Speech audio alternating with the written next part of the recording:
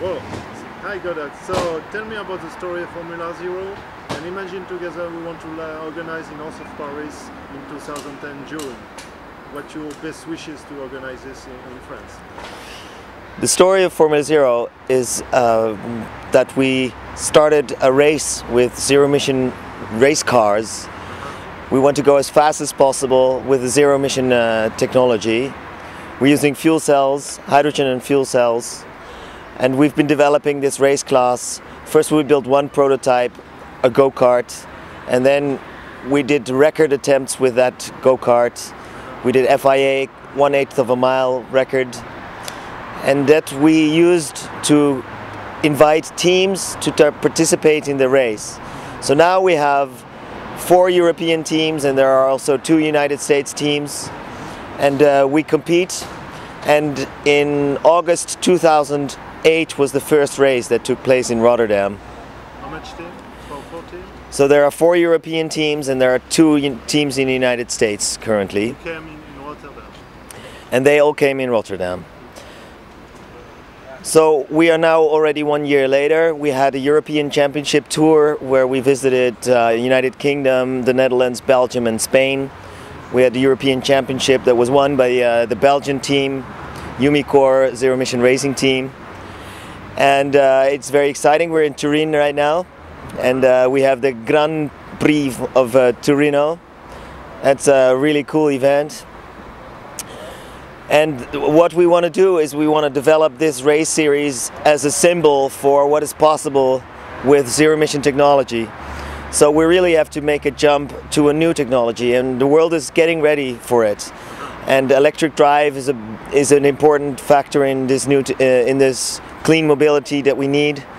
And hydrogen and fuel cells is one of the real big, how do you say, pieces of the puzzle that can solve this problem that we have together.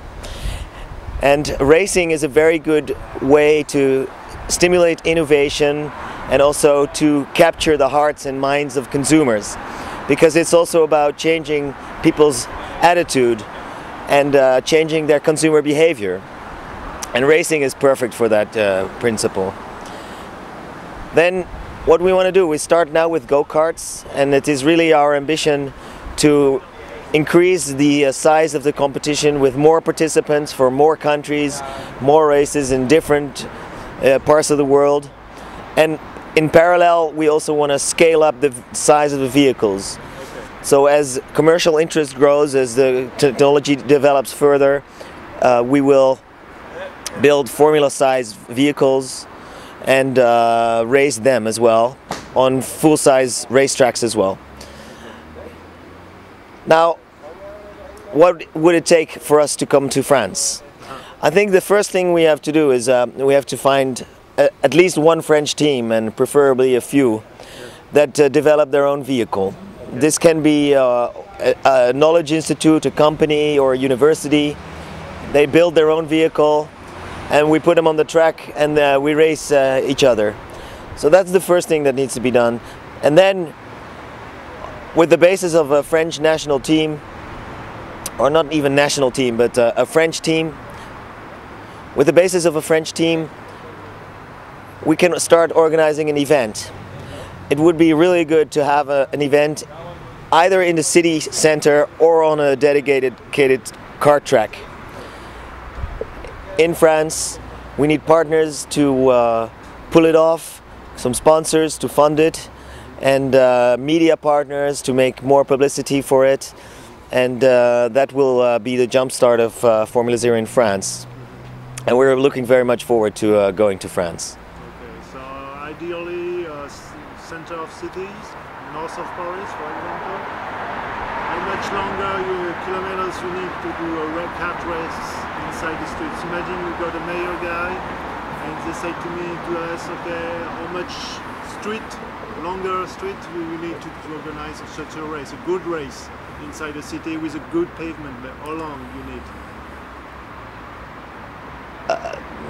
So what we need to organize a race in a city center is good pavement, and we need actually a little bit wider streets than we have here today, because next season we will initiate side-by-side racing.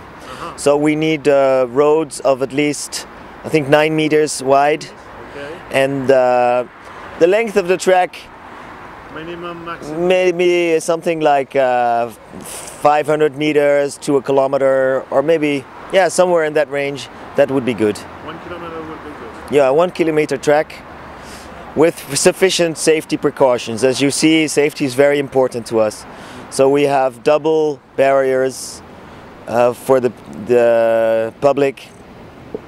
We are very strict on safety.